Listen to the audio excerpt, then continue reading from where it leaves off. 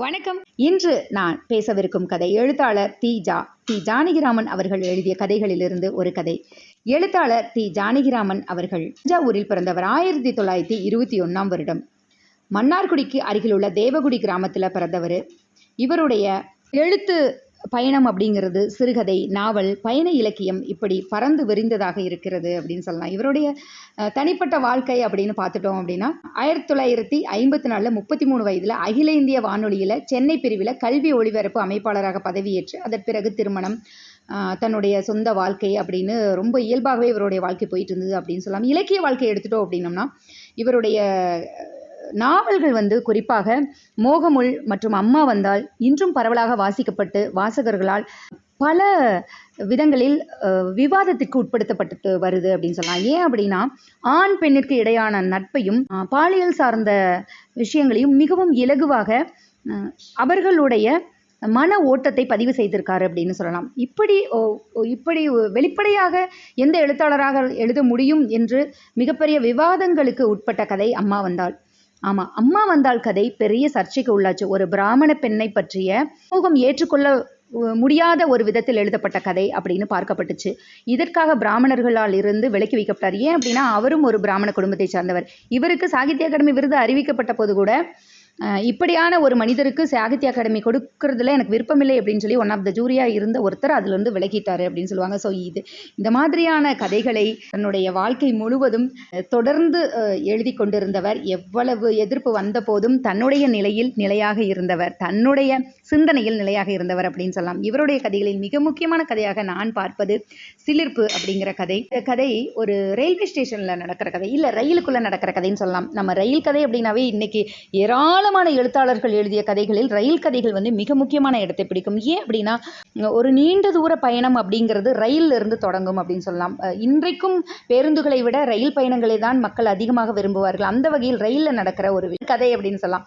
தூரத்திலிருந்து, அதாவது பெங்களூர்லேருந்து தன்னுடைய மகனை ஒருத்தர் அழைச்சிட்டு வர்றப்ப அந்த குழந்தையோட பேசிக்கிட்டே வர்றாரு. அப்போ அந்த குழந்தை சொல்லுது, தனக்கு ஒரு சைக்கிள் வாங்கி கொடுக்க சொல்லுது.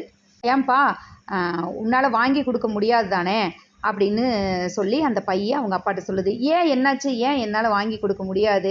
அப்பா, நீங்கள் தான் சம்பளம் கம்மியாக வாங்குறீங்களே, அப்போ உங்களுக்கு 100 ரூபாய் தானே சம்பளம், அதனால் உங்களால் வாங்கி கொடுக்க முடியாது தானே அப்படின்னு சொல்லுது. யார் சொன்னா எனக்கு 100 ரூபாய் சம்பளம்னு சொல்லிட்டு அப்படின்னதையும் மாமா தான் சொன்னார். எங்கிட்ட சொல்லலை, மாமிகிட்ட பேசிகிட்டு இருந்தாரு. அவங்க அப்பா அவ்வளோதான் சம்பாதிக்கிறாரு அப்படின்னு சொல்லி பேசிகிட்டு இருந்தாரு. அப்படிங்கும்போது இவர் யோசிக்கிறாரு, எதுக்கு மாமா அப்படி சொல்லியிருப்பாரு, நம்மளை பற்றி என்ன பேசியிருப்பாரு அப்படின்னு சொல்லிட்டு.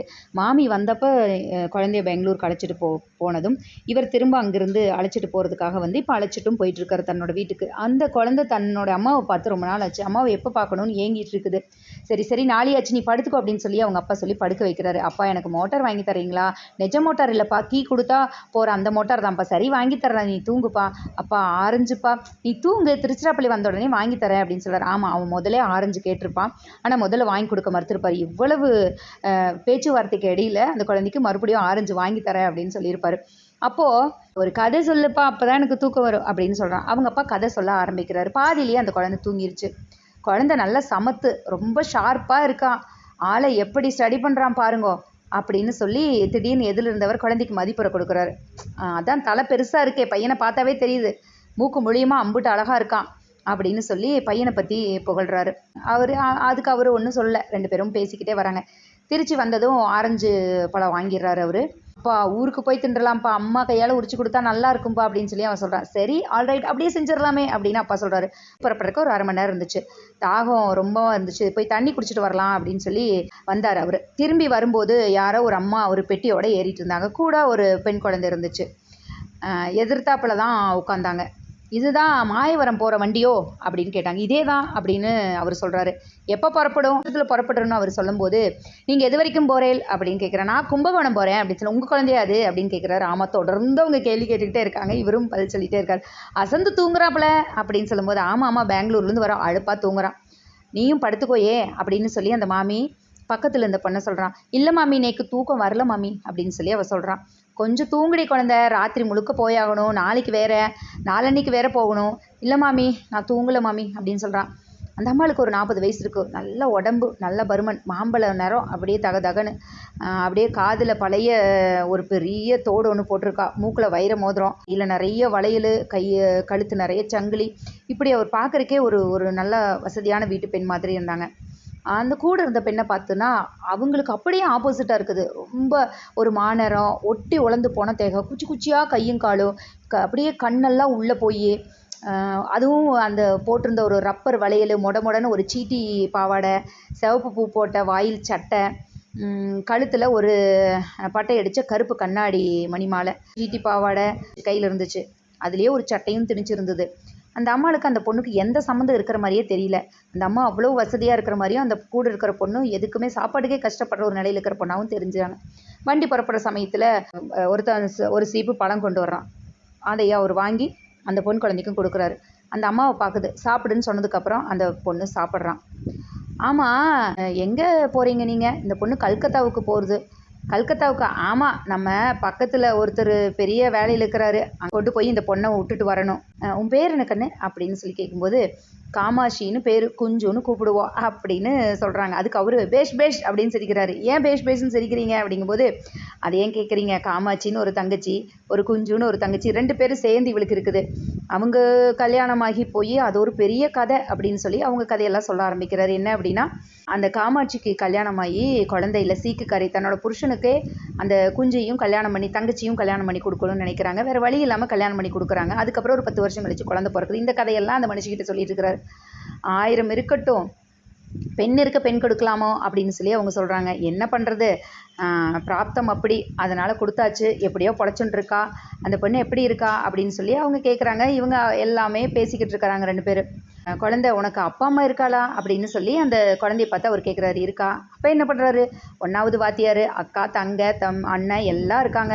2 அக்காளுக்கு கல்யாணம் ஆயிடுச்சு. ஒரு அக்கா இறந்து போயிட்டா கொஞ்ச நாளைக்கு முன்னாடி. தம்பி இருக்கான், அதுக்கப்புறம் ஒரு தங்க அப்படின்னு சொல்லும்போது இப்படி எல்லாத்த பற்றியும் பேசிகிட்டே வராங்க. அண்ணன் என்ன பண்ணுறான் அப்படின்னா, அண்ணன் ஒரு கிளப்பில் வேலையில் இருக்கிறான், இன்னொரு அண்ணன் இன்னொரு வேலையில் இருக்கா அப்படின்னு சொல்லும்போதே ஒவ்வொன்றா கேட்டுக்கிட்டே வராரு. அவளும் பதில் சொல்லிக்கிட்டே வர்றான் அந்த பொண்ணு. ஆமாம், நீ அங்கே எங்கே போகிற, கொல்கத்தா போய் என்ன பண்ணுற? நான் வேலைக்கு போகிறேனாக்கும் அப்படின்னு சொல்கிறேன். என்னது, வேலைக்கு போகிறியா? ஆமாம், வீட்டில் சாப்பாட்டுக்கு வழி இல்லை, அதனால் நான் வேலைக்கு போகிறேன். உனக்கு என்ன வேலை செய்ய தெரியும்? 10 பாத்திரம் தேய்ப்பேன், காப்பி டீ போடுவேன், இட்லி தோசை அரைப்பேன், இட்லி தோசைக்கு மாவு அரைப்பேன், குழம்பு ரசம் வைக்க தெரியும், குழந்தைகளை பார்த்துக்குவேன், கோலம் போடுவேன், அடுப்பு மெழுகுவேன், வேஷ்டி புடவை தேய்ப்பேன் அப்படின்னு சொல்கிறான். புடவை தேய்ப்பையா? உனக்கு புடவையை தூக்க முடியுமோ அப்படின்னு சொல்லி அவர் கேட்குறாரு. நன்னா தேய்க்க தெரியுமே, இதெல்லாம் எங்கே கற்றுண்ட? ராமநாத ஐயர்னு ஒரு ஜட்ஜ் இருக்காரு, அவாத்தில் தான் கற்றுக்கிட்டேன் அப்படின்னு சொல்கிறார். ஓஹோ, அப்படியா, எத்தனை வருஷமா இருந்த? 3 வருஷமா அந்த ஆற்றுல வேலை பார்த்துட்டு இருந்தேன் அப்படிங்கிறா. 3 வருஷமா? உனக்கு என்ன வயசாகிறது? இந்த ஆவணி வந்தால் 9 முடிஞ்சு 10ஆகுது, இன்னும் 7 வயசுலேயேவா உனக்கு வேலை கிடச்சிருச்சு? என்ன சம்பளம் கொடுப்பா அப்படின்னு சொல்லி அவர் கேட்குறாரு. சம்பளமெல்லாம் கிடையாது, 2 வேளை சோறு போடுவாங்க, தீபாவளிக்கு பாவாடை சட்டை எடுத்து கொடுப்பாங்க. இந்த சட்டை கூட அவர் வாங்கி கொடுத்தது தான். அவ்வளவு ரொம்ப மட்டமான துளியில் எடுத்து கொடுத்த மாதிரி இருந்துச்சு. கோலம் போட்டு, அடுப்பு மொழிகி, புடவை தேய்ச்சி, குழந்தைய பார்த்துட்டு, தோசைக்கு மாவு அரைச்சி, இதெல்லாம் பண்ணதுக்கு இந்த 2 வேளை சோறும் இந்த ட்ரெஸ்ஸும் தான் எடுத்து கொடுக்குறாங்களா அப்படின்னு ஒரு மனசுக்குள்ள நினச்சிக்கிறா. நீ நல்லதாக வாங்கி கேட்க வேண்டியது தானே அப்படின்னு சொல்லி அவர் கேட்குறாரு. அவள் ஒன்றுமே பேசல. கண்ணெல்லாம் உள்ளே போய் ஒட்டி இருக்கே. பெரிய மனுஷாலெல்லாம் தனி ரகம் உங்களுக்கு தெரியாது போல இருக்குது. அவள் வத்தல் குழம்பு, சுட்டாப்பழம், மிளகு ரசம் இதைத்தான் பாதி நாள் சாப்பிடுவா. ராத்திரி பருப்பு துவையலும் ரசமும் தான் இருக்கும். ஆனால் அவள் உடம்பு என்னவோ நிக்குனுக்குன்னு இருக்குது. அது தனி உடம்பு. நம்ம போல் அன்னாடங்காட்சிங்களுக்கு இதெல்லாம் இருக்காது. 2 நாளைக்கு இப்படி சாப்பிட்டா வாய் வெந்து கண்ணு குளிஞ்சு போய் வந்துடும், அப்படியே குழி உளிஞ்சிரும் அப்படின்னு அந்த அம்மா தன்னையும் அவரோட சேர்த்து பேச ஆரம்பிச்சிட்டான். ஆனால் அந்த அம்மா உடம்பு நல்ல குண்டு குண்டுன்னு தான் இருந்தாங்க. நான் என்னவோ பேசின்னு இருக்கேன், நீ என்ன பண்ணிட்டு இருக்கேள் அப்படின்னு சொல்லி அவரை பார்த்து கேட்குறான். பயப்படாதீங்க, நானும் அன்னாடங்காட்சி தான், தாலுக்காவில் கொமாஸ் தான் அப்படின்னு சொல்கிறாங்க. தஞ்சாவூர் ஸ்டேஷன் வந்துட்டு இருந்தது, துண்டை போட்டுட்டு போகிறேன், போயிட்டு நான் குழந்தைக்கு சாப்பாடு வாங்கிட்டு வரேன், பார்த்துக்கோங்க அப்படின்னு. நீ சாப்பிட்டியா அப்படின்னு கேட்குறாரு. இல்லை நான் என்ன சாப்பிடல அப்படின்னு அந்த குழந்தை சொல்லுது அந்த அம்மாவை பார்த்துட்டே. சரி, டெய்லி நீ அங்கே என்ன சாப்பிடுவ? காலையில் பழையது. எங்கே? ஜட்ஜாத்தில் தான். என்னது பழசு தான் சாப்பிடுவேன்? அவங்க என்ன சாப்பிடுவாங்க? அவங்களுக்கெல்லாம் செஞ்சு கொடுப்பேன், சூடாக சாப்பிட்டுக்குவா, மீதியானத்தை சாப்பிடுவேன் அப்படின்னு சொல்லி அந்த பொண்ணு சொல்கிறான். இப்போது பசிக்குதா? இல்லை அப்படின்னு சொல்கிறான். ஏதாவது சாப்பிடுமா அப்படின்னு சொல்லி அந்த மாமி சொன்னவொடனே சரி மாமின்னு சொல்கிறான். ஒரு பொட்டலை சாம்பார் சாதமும் தயிர் சாதமும் வாங்கலேன்னு அப்படின்னு சொல்லி காசு கொடுக்குறான். ரொம்ப நல்லதாக போச்சு, இருங்க அழைச்சிட்டு போயே வாங்கிட்டு வரேன் அப்படின்னு சொல்லிட்டு 2 பேர்த்தையும் கூட்டிகிட்டு போகிறான். 2 பேரும் கையை பிடிச்சிட்டு தன்னோட பையனும் அந்த பொண்ணும் கையை பிடிச்சிட்டு வராங்க. 2 பேர்த்துக்கு சாப்பாடு வாங்கி கொடுக்குறாங்க. 2 பேரும் சாப்பிட்றாங்க. 2 பேரும் ரொம்ப ஒரு நாள் பழகுன மாதிரி ஃப்ரெண்ட் ஆகிட்டாங்க. மறுபடியும் அங்கே உட்காடுறாங்க. அங்கே நிறைய விஷயங்கள் நடக்குது. அதெல்லாம் கவனிச்சுட்டு 2 பேரும் ஜாலியாக பேசிட்டு மறுபடியும் அங்கே உட்காடுறாங்க. கல்கத்தாவுக்கு போக போறியே, அவள் உனக்கு தெரியுமா? தெரியாது மாமா, பெரிய வேலையில் இருக்காராம், 3000 சம்பளமா, குழந்தைய வச்சுக்கணுமா, அதுக்கு தான் என்னை கூட்டிகிட்டு போகிறான். எந்த குழந்தைய பார்த்துக்க, இங்கேருந்து எந்த குழந்தை போகுது அப்படின்னு சொல்லி அவர் நினச்சிக்கிட்டாரு. ரொம்ப சமர்த்துமா இந்த குழந்தை அப்படின்னு சொல்லி அந்த அம்மாட்ட போய் சொல்கிறாரு. ஆமாம் ஆமாம், சமத்து தான், யார் இல்லைன்னு சொன்னா, சமத்தாக இருந்தால் தானே பொழைச்சிக்க முடியும் அப்படின்னு சொல்கிறாங்க அந்த அம்மா. மறுபடியும் ஆரஞ்சு பழத்தை கையில் எடுத்து வச்சுக்கிட்டான் அந்த பையன். ஏன்டா குழந்தை, உரிச்சு தரட்டுமா அப்படின்னு அந்த அம்மா கேட்குறான். வேணாம்மா, ஊரில் போய் நான் அம்மாக்கிட்டே உரிச்சு சாப்பிட்டுக்கிறேன் அப்படின்னு. நானும் அம்மா தாண்டா அப்படின்னு சொல்கிறான். பையன் சிரித்து மழுப்பிட்டான். உனக்கு என்ன வயசு அப்படின்னு கேட்குறான். அப்போது 10ன்னு சொல்கிறான். 10 வயசா? அப்போனா நீ 5வது படிக்கிறியா அப்படின்னு விரலை எண்ணிக்கிட்டு கேட்குறான். இல்லை நான் என்னை 6 வயசில் தான் சேர்த்தாங்க, அதனால் நான் 5வது படிக்கல அப்படின்னு சொல்கிறான். 4வது தான் படிக்கிறேன்னு சொல்கிறான். ஆமாம், நீ படிக்கலையா அப்படின்னு சொல்லி அந்த பொண்ணை பார்த்து இந்த பையன் கேட்குறான். படிக்கலையே, பள்ளிக்கூடம் போகலையா? அப்போ வீட்லேயே வாசிக்கிறியா? அப்படிங்கிற அவ. கல்கத்தாவுக்கு போகிறானாமா, அதுதான் படிக்கல அப்படின்னு சொல்லி அந்த அம்மா சொல்கிறாங்க. அங்கே எதுக்கு போகிறாளா?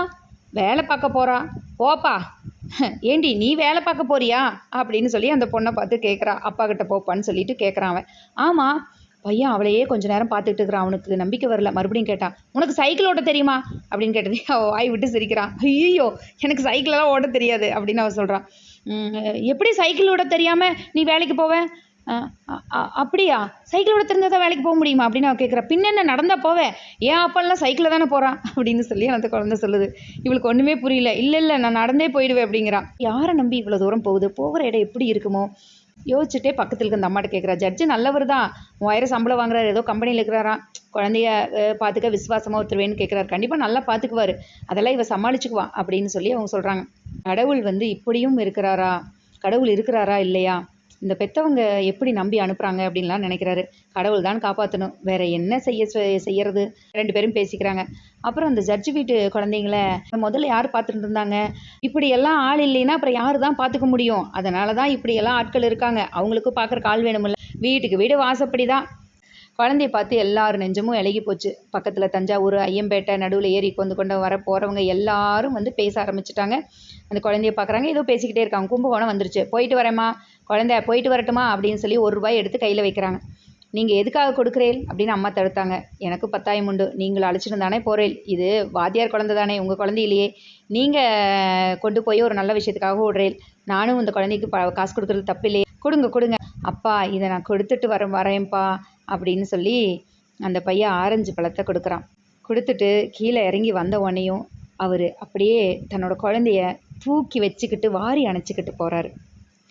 எவ்வளோ ஒரு அருமையான கதை! உண்மையாகவே சிலிர்ப்பு அப்படிங்கிற இந்த கதை. கண்டிப்பாக இந்த கதையை வாசித்து பாருங்கள். மிக முக்கியமான கதைகள் ஒன்று.